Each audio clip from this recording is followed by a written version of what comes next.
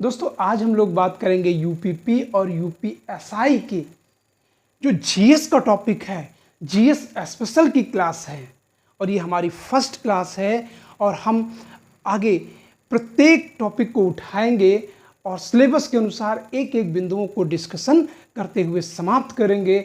और जब डिस्कशन अच्छे से होगा तो आपको एक लंबे समय तक याद रहेगा और जीएस सबसे ज़्यादा छात्रों को परेशान करने वाली है। तो हम कोशिश किए हैं कि आपको बहुत ही आसानी से ये टॉपिक समझ में आ जाएगा। चलिए दोस्तों, आज की क्लास है मानव के विकास से संबंधित। तो मानव का विकास से संबंधित प्रश्न पूछे जाते हैं और ये प्रश्न पूछा जाता है कि मानव का विकास कब हुआ।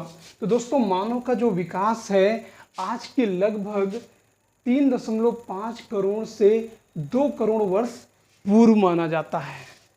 कितना? 3.5 यानी 3.5 करोड़ से 2 करोड़ वर्ष के पूर्व माना जाता है। यानी इतना पहले मानव का क्या हुआ? विकास हुआ। फिर इसी से संबंधित एक प्रश्न और पूछा जाता है, अगर कालक्रम की दृष्टि से पूछ लिया जाए तो ये कब हुआ? तो कालक्रम की दृष्टि से अल्प नूतन या इसी को तृतीयक युग कहा जाता है। इस दौरान मानव का क्या हुआ? विकास हुआ। दोस्तों ये तृतीयक युग वही युग है जब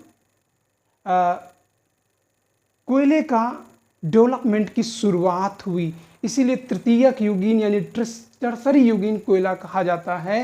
तो उसी समय मानव का भी क्या हुआ? डेवलपमेंट हुआ। अब प्रश्न आता है कि आखिर मानव कैसे डेवलप हो गया, कैसे इस तरीके के एक मानव के रूप में व्यक्ति उभर कर आया। तो दोस्तों ये कहा जाता है कि मानव का विकास कपि समूहों से हुआ। कपि समूह एक तरीके से बंदर की तरीके से है, उनके बारे में हम आगे बात करेंगे। तो ये कहा जाता है कि बहुत सारे कपि समूह उष्णकटिबंधीय क्षेत्रों से यानी घने जंगलों से क्या है? बाहर आ गए।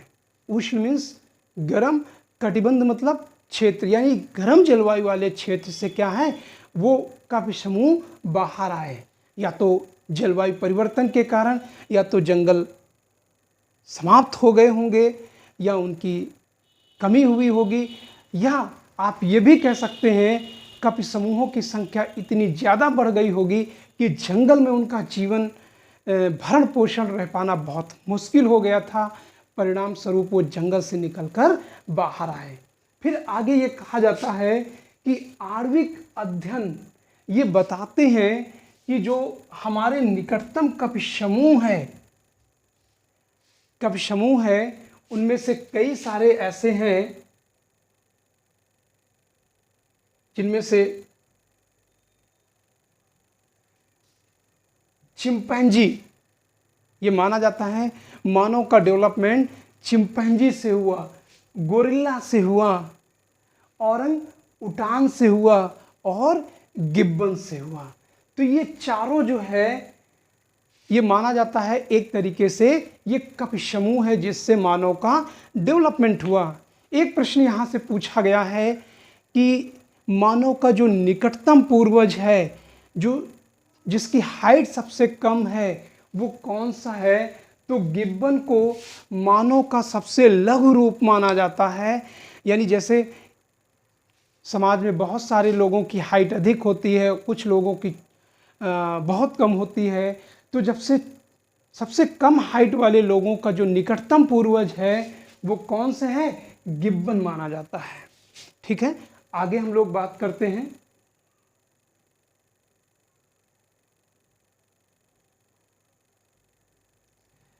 इसके बाद मनुष्यों का उद्भव, यानी जब गिब्बन उत्पन्न हुए उसके 6 लाख वर्ष पूर्व एक मानव प्रजाति के धीरे धीरे डेवलपमेंट की कहानी शुरू होती है। इनमें सबसे पहला नाम आता है कपि। कपि मतलब बंदर कह सकते हैं। उसके बाद आता है डायोपिथेकस। डायोपिथेकस में एक तरीके से ये कहा जाता है कि रामापिथेकस या ऑस्ट्रेलोपिथेकस, ये दो थे। ये इनको ऐसे भी कह सकते हैं कि डायो मतलब दो होते हैं, पिथेकस मतलब मानव के लिए संबोधित किया गया है, यानी एक ऐसा व्यक्ति जो कपि और मानव के बीच की कड़ी थी, उसी को क्या कहा गया है, डायोपिथेकस। डायोपिथेकस का जो अगला चरण आता है उसका नाम है रामापिथेकस। एक तरीके से ये कह सकते हैं कि ये जो जंगल में रह गए वो क्या कहलाए, ये जंगल में थे, तो जंगल में होने के कारण जंगल में थे और इसी कारण ये क्या कहलाए, रामापिथेकस। फिर जो जंगल से बाहर आ गए मैदानी क्षेत्रों में, उनको क्या कहा गया, ऑस्ट्रेलोपिथेकस। ठीक है ना।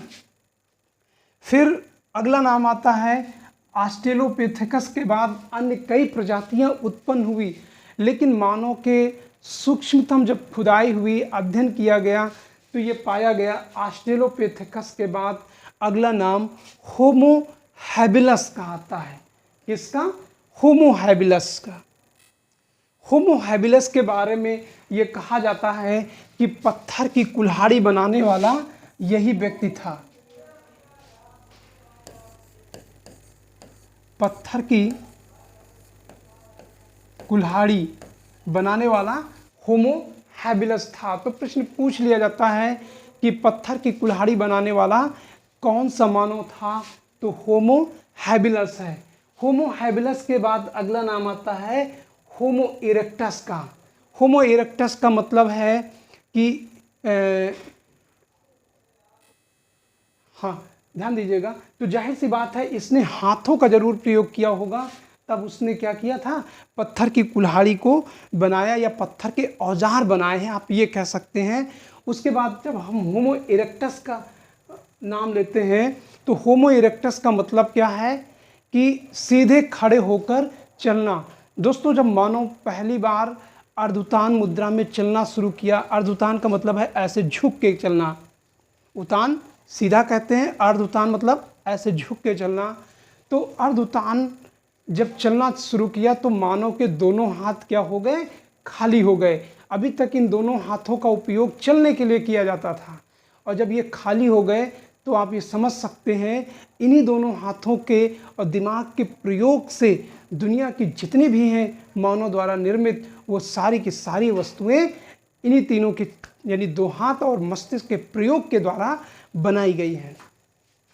तो होमो इरेक्टस का जो मानव कंकाल है वो भारत के नर्मदा घाटी में मिलता है। कहाँ पे, नर्मदा घाटी में।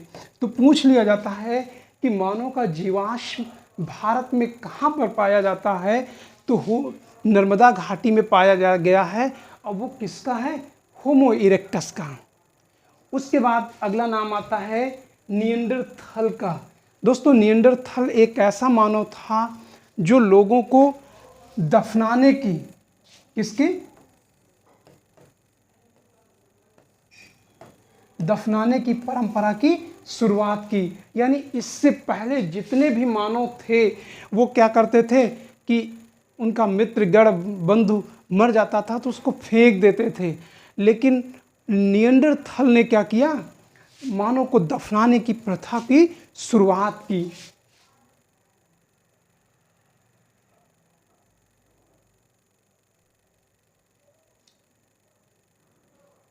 तो इस तरीके से निएंडरथल एक ऐसा मानव था जो दफनाने की प्रथा की शुरुआत करता है, और इतना ही नहीं, ये निएंडरथल जो है खेती करने की शुरुआत की। इसी ने सबसे पहले कृषि कार्य, पूछ लिया जाता है कौन सा मानव सबसे पहले खेती करना शुरू किया, तो वो कौन सा था, निएंडरथल मानव।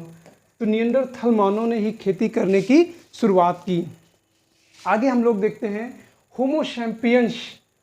होमो सैपियंस ये इसी को क्रोमैग्नॉन भी कहा जाता है। तो ये बुद्धिमान मानव है, और उसके बाद अंतिम आता है आधुनिक मानव। तो इस तरीके से मानव की ये श्रेणियां हैं जो डायोपिथेकस, रामापिथेकस, ऑस्ट्रेलोपिथेकस, होमो हैबिलस, होमो इरेक्टस, निएंडरथल और होमो सैपियंस। उसके बाद अंतिम है आधुनिक मानव। तो ये क्रम भी आप ध्यान रखिएगा, ये पूछ लिया जाता है।